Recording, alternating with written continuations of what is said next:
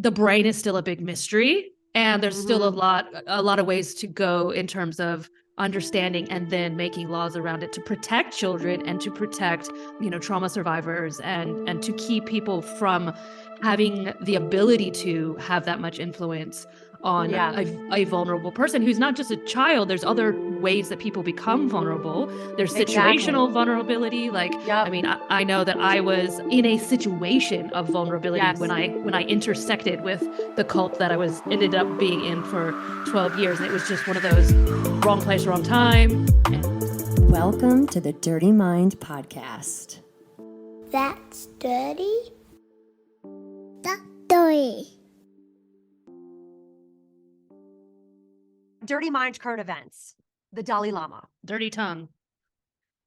Oh, you had to go there. He went there, dude. He went there. Okay, so I want to talk about this for a moment. Okay, first of all, it is the most disturbing. I am appalled. I am shocked.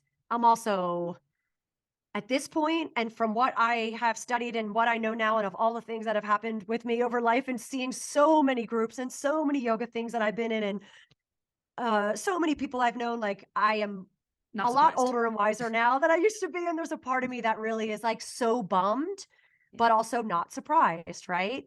Yeah. And I wanted to, if I could, just take a moment to give you a quick story about how the Dalai Lama was found, and then just see if we can figure out how,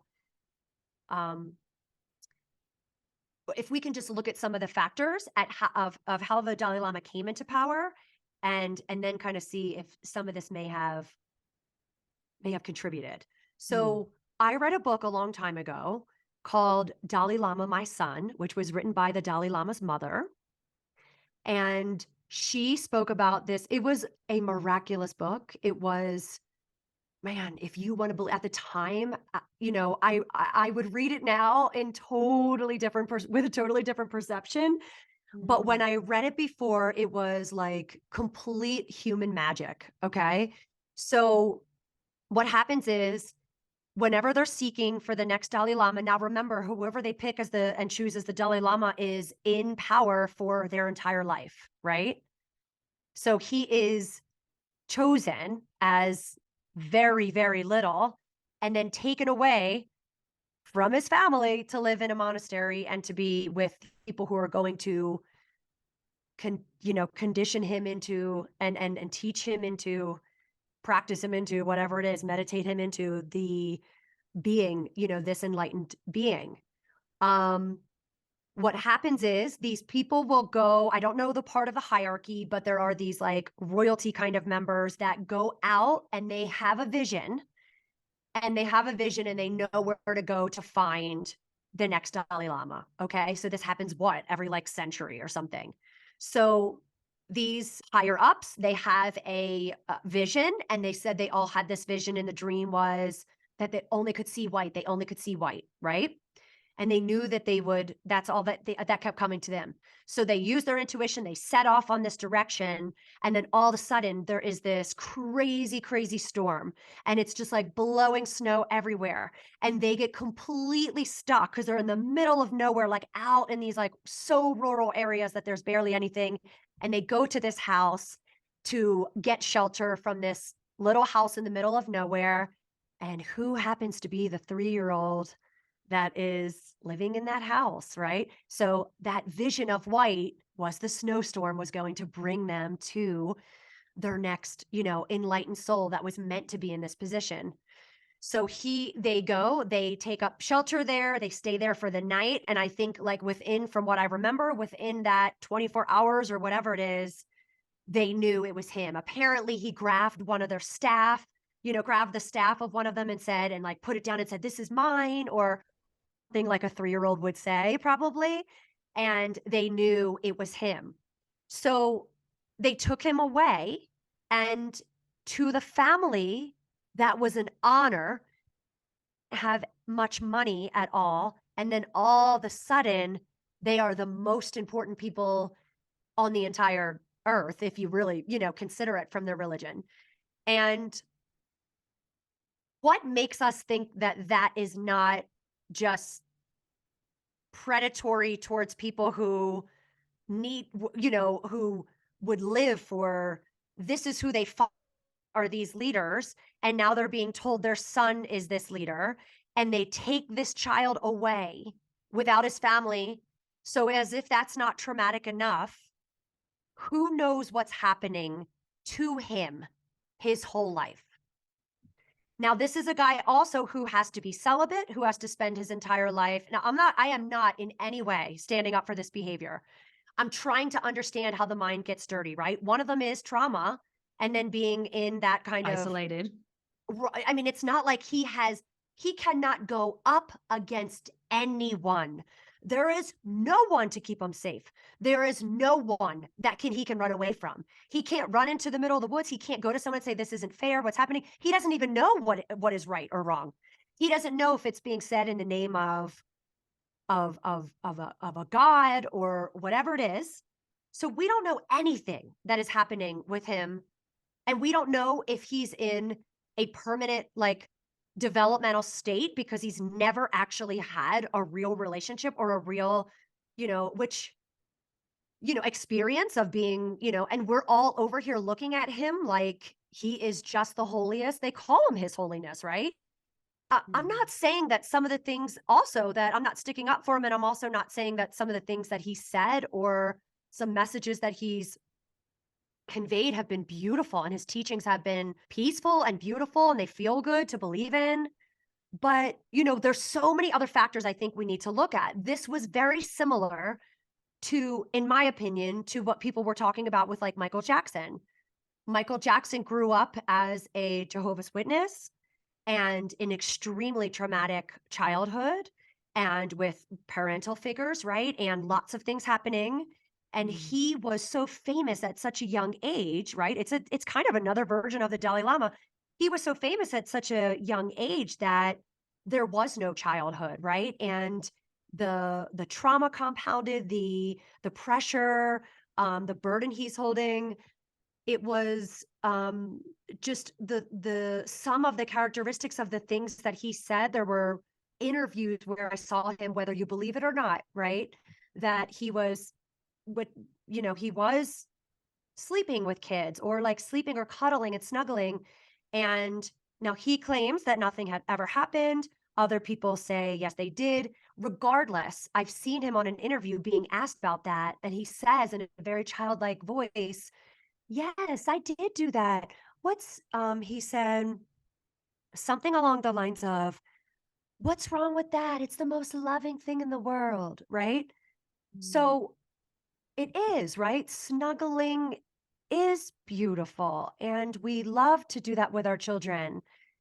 And does he know that it's inappropriate? Is he in a child's mind? I'm trying to see the dirty mind from a different angle in people like Michael Jackson or the Dalai Lama. Where can we look at this? Is this something that these people are we missing something here in this? I mean, I know people are grossed out, and do you have anything to say about him? I mean, think that people are not as outraged as they maybe should be by what the Dalai Lama did. And I think there's cultural differences that maybe, to consider. But I would also say, I think we're on the brink of like where people are starting to get that we need to understand how the mind and the brain functions at like just, I think it's been changed from like 18 to 25, like 25, 26 is like where the, part of the brain is like fully formed finally. So it's like, we need to be much older than we think to be making some of the decisions that we're allowing children to make, really, So it's like, if your brain is not fully formed until 25 or 26, but yet you can, get married, you can vote, you can drink alcohol, you can drive. Like there's certain things that you can do that could get you in a lot of trouble. Go to war. Yeah. Okay, so we have a not even fully formed brain yet. And with the Dalai Lama, he's 3 years old. I mean, Michael Jackson, however old, and so they're obviously their brain is not fully formed and they're being influenced heavily by adults with whatever agendas. So, and then we have trauma on top of that, where we know that it affects the brain and brain development and can rewire things or make it so, like we both experience personally, where you aren't thinking clearly and you're being manipulated or deceived by people, and you like literally are like, when you have a trauma response that affects the brain, your cognitive ability is not there. So I think that the thing I'm hoping is coming next is more understanding of how coercive control and with and the brain and trauma and all of that can become more commonly understood and used appropriately in terms of like law. And in America, if someone takes a 3-year-old child and goes and like brings them to a mountain with a group of like older men, there might be more pushback, is what I'm saying. Yes. So there's Yes. cultural differences. But yeah, I think if we like, we're a long way from having legislation on some of this stuff that should be where we understand, like, all I'm saying is like the brain is still a big mystery, and there's still a lot of ways to go in terms of understanding and then making laws around it to protect children and to protect trauma survivors, and to keep people from having the ability to have that much influence on a vulnerable person who's not just a child. There's other ways that people become vulnerable. There's situational vulnerability. Like, I mean, I know that I was, although pretty well educated and grounded and kind of had a good foundation, I was in a situation of vulnerability when I intersected with the cult that I ended up being in for 12 years. And it was just one of those wrong place, wrong time. And it was kind of that, like, and it could have been something else, but it's, I think there's a lot of influences, but it's not hard to do. So every comment I see everywhere on, the Lori Vallow thing, or anybody reading about the group that you and I were in or whatever. And if they don't even your doctor, had said, how could you fall for this? Or people saying, oh my gosh, this is crazy. And I'm going, it's not, it's actually not, it's not actually, it's not that we can't do this kind of stuff. Our minds are actually pretty malleable. They're pretty fragile, right? And on a great note, they're also very resilient, okay? But we have to understand that there are people out there and institutions that can easily get us to adapt right to that kind of thinking, and we see it all the time in a lot of groups right now that cause so much fear and so much division and so much, it's just, our minds are just pretty malleable. You and I talked about it previously, about even just the little ways, the little perceptions we have about money, or the way that we can just look at any kind of little thing, and just the way that we're conditioned, we just don't even realize that we are perceiving things in a really distorted way and not realizing that. Yeah. So these people that we're talking about today are just extreme cases. Yeah. And I found it really interesting since we're doing all the dirty mind gossip, and speaking of very filthy, dirty minds, is Teal Swan made a really interesting video sticking up for the Dalai Lama and talking about it being cultural, blah, blah, blah. And well, first of all, I'm not sure what culture yet. I've never seen that culture having somebody suck your tongue. But this is what I found really interesting about Teal Swan. And she came out and talked about it being cultural. Now, this is a woman who has claimed the worst of the worst abuse happening to her. Okay. Like, I mean, some pretty dark and unbelievable things that she claims happened to her. And she thinks that she has any knowledge of why the Dalai Lama did that, as if they're friends. And she's just like, no. It's like, no, it's totally fine. I'm the one who's the victim. And also he is, this is just his culture. So she's like constantly talking about the victimization of her and the way it was done and the this and the that. And I just found it so interesting that she came out and put herself right in the spotlight to stand up for him without even having any idea who he is. Or what he's doing when he's, not on video. Like, Yeah. how does she know that that's something that he just did that was cultural? Yeah. It's really wild. Yeah. And why insert yourself into that conversation? Mm-hmm. Mm. I want to talk about really quick too, just to piggyback off this topic, is about people who are empathic, or they go by sensitive, or they understand they're really like people pleasers. There's a lot of us out there. I'm a recovering people pleaser. Now I'm like the other way. Now I'm just a little more like older and fed up. So I just don't have that much patience. But there are a lot of people out there who don't want to say no, or I want to give you the benefit of the doubt. And I think this just needs to be mentioned, because these are the kinds of people who are targeted the most often. And because we live in a culture where you have people who are willing to go out and be really uh, predatory, Keith Raniere, all these people who have been accused of or have been convicted of, really horrific things and psychological mind games where they're just taking on people and getting them to do, and just do their bidding and be in their yucky, dirty web, right? We have to understand the kinds of people that are targeted.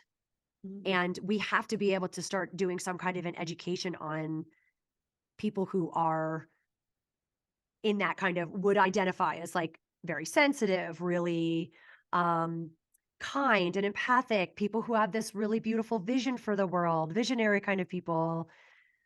They are targeted. It's like a magnet from narcissists. They will go straight after these kinds of people, because once they have you in their clutches, they can't, it's just so hard. It takes years to get away from them.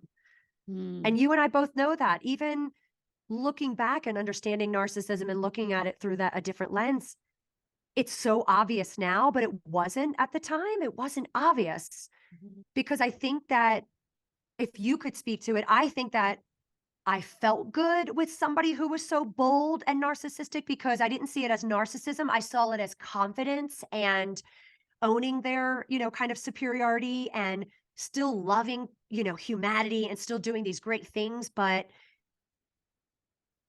I misinterpreted what that was. It felt good because I wasn't that way. I wasn't bold, and I wouldn't even say arrogant. What word would you have used? It was charismatic, right? I think the confidence and the certainty. The certainty. Yeah. Because and that those kinds of when you're not that, it's really attractive to be around someone who's just so certain that they know something. Yes. And you're just like, oh, Yes. okay. I want to believe, I want to Yes. be that way. I want to be so confident and certain in my beliefs. It's like unshakable. So you're like, ooh, this is really attractive to someone who is not that. And I want to throw in there with that's exactly right. Yeah. with the people pleasing, empath, codependent, and then I want to throw in there toxic positivity, because there are certain people who I'm watching and they are fully aware of what has transpired with me, this organization. It's even happened to them personally, and yet they still defend these leaders who have, by their own accounts, they would never argue the behavior, but they would still defend them. Okay. So it's like, why does someone do that? Why does someone's mind, they can't see where they can't accept that they were perpetrated on, or they feel good because they're against you, because now it's like, how, like, if you study a narcissist having children, right?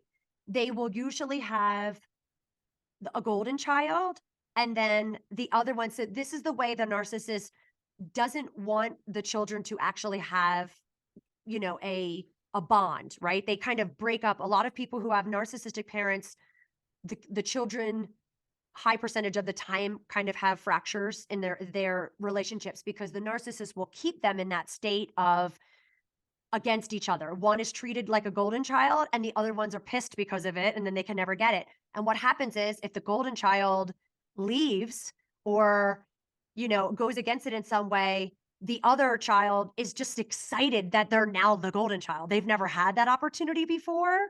So they're excited about it, right? They're feeling special finally. So I would see that. I see that in this group, the same thing where, and this is just my take on it, is that you have a narcissistic leader. He does pull you in maybe once in the beginning or a couple times in the beginning, and then that gets you led on for a long time and you want to get back, and that you want that drug. We've talked about that before, that drug of someone who's telling you they're certain about you. They know what you're capable of. You want to believe that you are the way that they see you, right? And if you don't have that in your own, so if somebody leaves and now they get to be venomous, that narcissist is venomous towards you for leaving, and they get to go in as the golden child and stand up for them and do their good graces, it's kind of like the kid who just needed to swoop in that role. Totally. And I was that before I left. Yeah. And so I can see it from both sides, because when you're just Yeah. waiting, you're waiting, you're like, I'm doing good work. I'm doing a good job. And then you're just waiting for that moment. And then the space opens up and you're like, yep, you slide right in and you defend them and you be even louder about how great they are and all of that stuff. There's a couple people I'm thinking about that have, like, because I've personally had conversations with them, so they're aware of all the horrible stuff that's happened, and it's almost like, rather than look at that and talk about that or put any energy into that, they want to just talk about the good that is there in them or in the system or in the tools or in whatever, the doctrine, and focus 100% on that and ignore all the other stuff. So, and that's the toxic positivity that I think is, just to add that, because there's all of like what you said too. And then there's people who are just like, yeah, but like, let's talk about the good because there's good in everyone. And like, it's like earmuffs, la la la la la. They don't want to, Or they actually feel more like evolved than everybody. Let's not stoop down to this thing. Ask yourself the question, is it happening to you? Like as if that's like, are you kidding? It's is like, it a that's not what we cult do. to Well, it's like you? if we see somebody who's being abused, do we say, well, it's not happening to me, so Yeah, it must not ever be happening to anybody? that And is I what think they're that there's, saying. yes, and I think toxic positivity is, I really do also believe that that is like a mental state that they really can't accept the truth of, they can't accept the repercussions of what they would have to know if they knew the truth. I think, and it's back to Lori Vallow, it's like, you just can't even go there. You just can't even go there. And this was something that I was listening to this forensic psychologist. I really love that channel, Hidden True Crime. I'm following a lot of their commentary on there. And that's what he was saying about, he said, if you're looking at something, he can't diagnose that she has a personality disorder, but it really does look like she has some kind of, narcissistic personality disorder, maybe borderline, histrionic. Somebody said something about some kind of grandiose disorder, which I'd never heard of. But the truth is that whatever she has, he was explaining that she can't accept that, she can't actually get mentally to a place where she could accept that. She's not, mature enough to do that. And when I say mature, I mean not like mature, I mean really psychologically mature enough. If you look at narcissists, they can't take anything against them. They are actually the most fragile people ever, because they really don't actually have self-love and real confidence. It's really a show. And it's kind of their drug is like tricking people into believing it. They become obsessed with people tricking people into and manipulating people into believing it so much that they believe it, right? And if you can do that and you get to a certain place, it's like they really can't accept, they really don't have the psychological maturity to be able to accept, oh shoot, because look at what she did. Do you know what I mean? And so, I mean, you won't see hardly ever people who are either diagnosed or definitely looking like they are some kind of narcissistic personality disorder, malignant narcissism, sociopathy. You will never really see them say, I was wrong, unless they're doing some kind of a show, unless they're doing something to make it look like they're so humble and that they can, they can say when they're wrong. Unless they're in control of it, they will never say it's their fault. Unless No. they're in control of what the narrative is, they won't do that. No, it's So performative. it's always performative, or it's meant for them to take control back by being like, yes, I did, agree that this was wrong. And here's why. And they could spin the narrative into whatever it is. I've heard that so many times.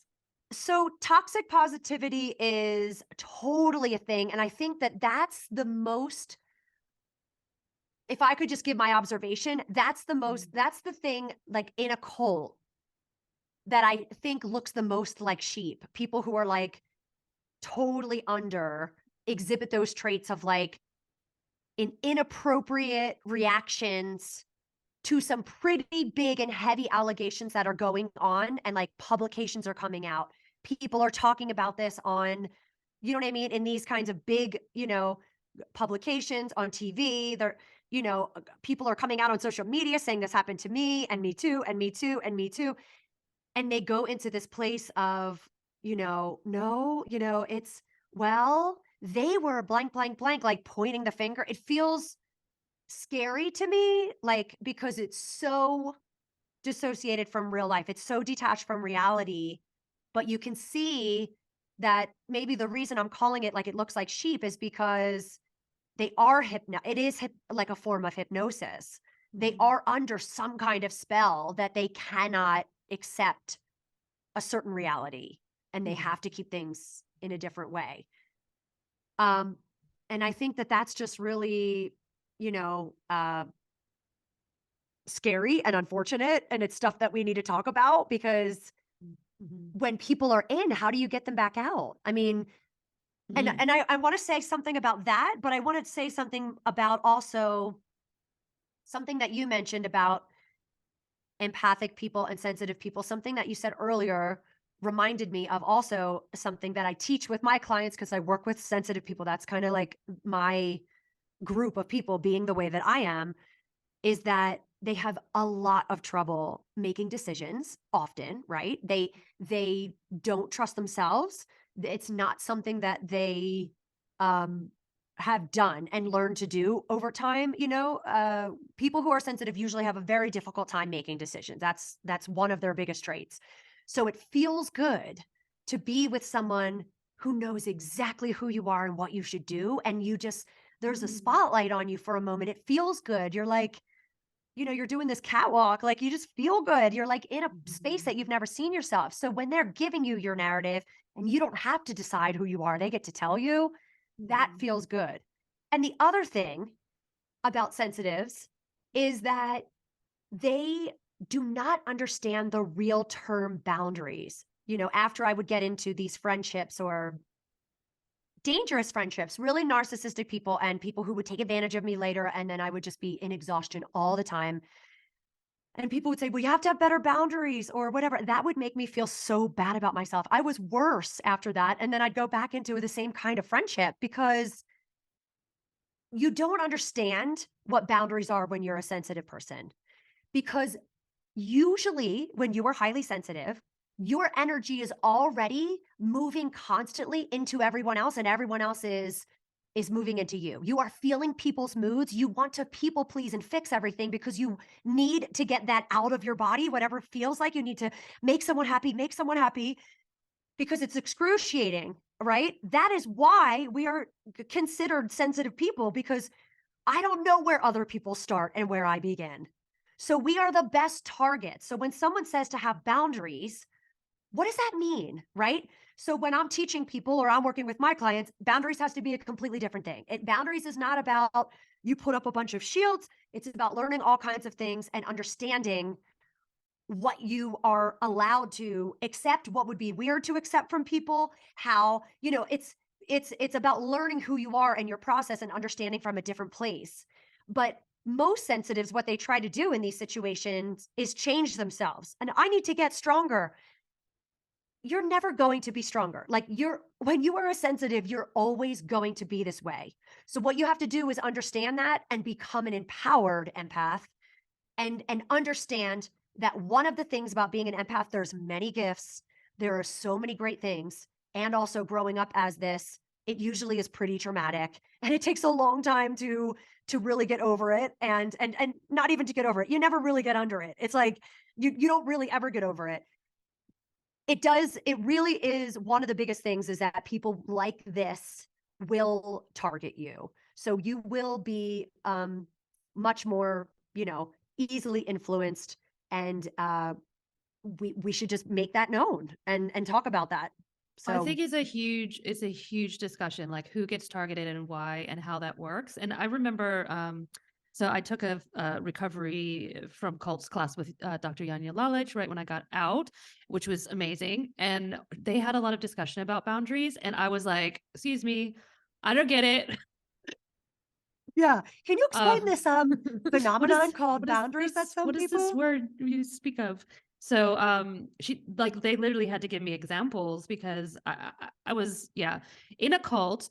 You don't have boundaries and you're not allowed, especially, I mean, well, in all ways, but it's like you're encouraged to overshare and, let them take over your schedule and, call you at any hour. And, it's just, there's no boundaries. Or putting you in the begin and putting you in, like you spoke about, putting you in situations where you are made to say all kinds of extremely vulnerable things in front of people. Like Yep. we are, that is a massive red flag if somebody is asking you without your consent or really they're not thinking about you. If they're saying, hey, let's put you back in this traumatic state and talk about something that you don't really even know who any of us are and that will be used against you. Exactly. So there's no boundary setting. And I remember asking her, like, when I was leaving, what do I tell people? And she's like, you don't have to talk to them. And I'm like, what? She's like, yeah, you just don't answer the phone. Like put on your voice message. Yes. I'm unavailable. Right. Leave a message and I will return your call in 3 months. Listen, it's so amazing that you just said that. Thank you for saying that because I can tell you so many people who are horrified, right, by don't call them back. You don't have to. What do you need? They don't owe you anything. And the face on people like deer in the headlights, like, what? I don't have to make up something. It's like, yeah, that's why you're under their kind of spell because they know that you don't have the strength to, or the education to know that the awareness to know that you don't have to. Oh, you don't owe them anything. You don't even know I who they are. actually wrote that down and she said that to me and I wrote it down and I underlined it. I had to reread it every day. And that was, you do not owe anyone anything. You don't owe anyone. So you don't owe them an explanation. You don't owe them a phone call. You don't owe like nothing. You get And you to know just... what's so crazy? Why aren't you? It's like, why aren't you in this situation? It's so funny because you're talking about all this. Here you are taking the class. Here you are getting better, understanding things. And this is a phenomenon that you don't understand. But didn't it even cross like our minds that, well, they never apologized for any of their end or any single person there who had any part in it? Not one person there had to pick up the phone if you, do you know what I mean? What was it? In Nexium. So I'm always cult hopping, right, on this show. And You're not Sarah actually Edmondson. joining cult. You're cult investigative No. hopping. I'm cult investigating. I'm a cult detective, and I Yeah. just hop back and forth to like from dark to dark. And then I come out with like my bullhorn and I'm like, yo, listen to what's happening down there. It's crazy shit going on. Sarah Edmondson talks about that. Do you know that? Remember when she gets out and she is just traumatized. I think she was pregnant. She's going through all this crazy stuff. And she calls Nancy Salzman.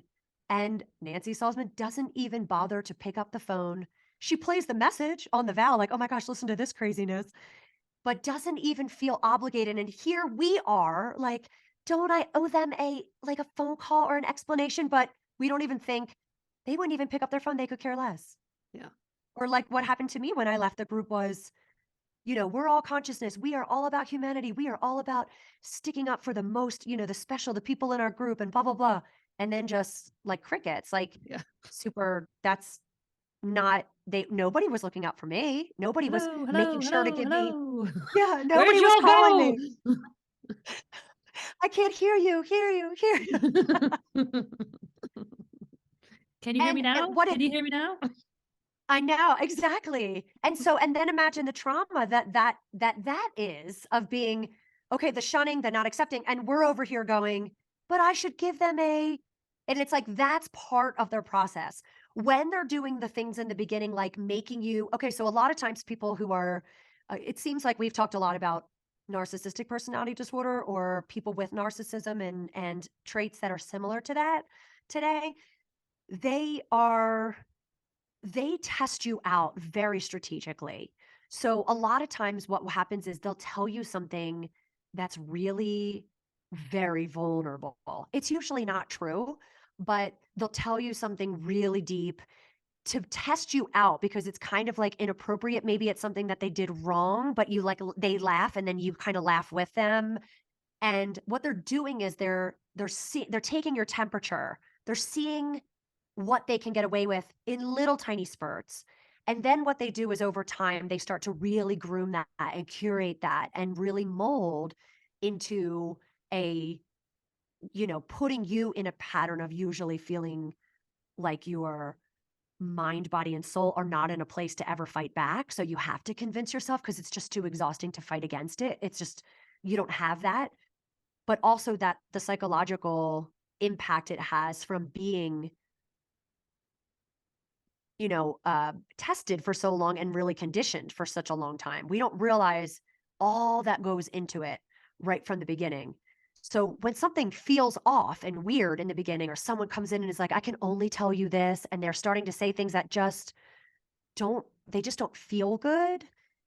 That is maybe take a space, just a moment to really think about, is there a different motive here that this person has besides really just seeing me as this amazing confidant or somebody who is, oh my gosh, you're so great to listen to. I mean, you're such a great listener. They'll compliment you on all the things that you're doing for them. Yeah. Like, Yeah. listen to me relentlessly, never stop. So it's just these things I just think are something to speak about. I think a lot of people have situations like these that maybe they're not really aware of. And I think that they should sit down and actually look at relationships or groups that they were in, or looking at a parent or somebody who maybe suffered with this kind of malignant narcissism or something that is maybe a bit off, and that they'll usually have a feeling in the beginning, and then they're over time they just get kind of consumed by whatever doctrine is being spewed. I would just ask people, especially if you're sensitive and you know that, to take a step back for a moment and just consider that there could be something else. Most people will say about the group that we were in, about Nexium, about Scientology, people will say that they saw red flags or they had a weird feeling in their stomach, and I would love to be able to get people to recognize that when they have that feeling, because that feeling is right. They just don't trust themselves yet. So that's why they're being targeted, is because, yes, a person who doesn't trust themselves is so easy to condition. And so take a moment and think for a moment, just take a moment away from those kinds of people. Make sure if they're keeping you there and they won't give you time away, okay, run. Now run. Because now is a problem. Okay. But that this is just an offering that you and I can have to somebody who is wants to get out of that pattern. Most of the time we can say that, this group that we were in or whatever, maybe that wasn't the first time. You know what I mean? Or if that was the first time, then you also realize that, oh my gosh, I have a lot of friendships like that. Or people who go into relationships and will realize then they go to this other person who love bombed them right after the other abuse. And then it changed into this thing after. And that just further damages your decision-making skills, because then you think, well, I really can't trust myself. And so I'm just asking people to hesitate. I'm asking people to, sensitive or not, stop, because there are unfortunately, a lot of people out there nowadays who will take advantage of these kinds of people. It's easy to do so. They have these groups and they are just kind of ballsy enough to go out there and start these groups because they don't really have a conscience and they don't care what happens to you. They just need to be elevated up on this pedestal, and don't put them up there. Don't use your energy to lift them up. So take some space and really consider what might be happening.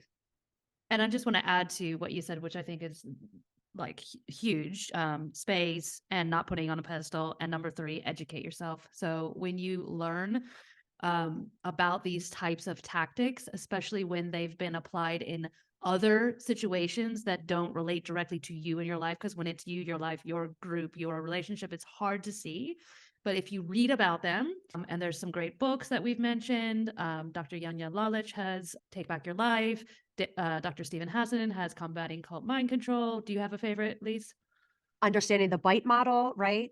Yeah. I love reading stories about Rachel Bernstein, by the way. She has a Yeah. fantastic podcast called Indoctrination. Yeah. And she brings so much beautiful, anytime she's speaking with someone, they will talk about the story of what happened, and she will stop and interject and explain to you psychologically what the leader is doing or what is happening, which I just So cannot good. get enough of, right? I cannot get enough of that. But I like listening to people who have left, whatever it is. So I like reading stories because it also makes me feel less alone. Mm.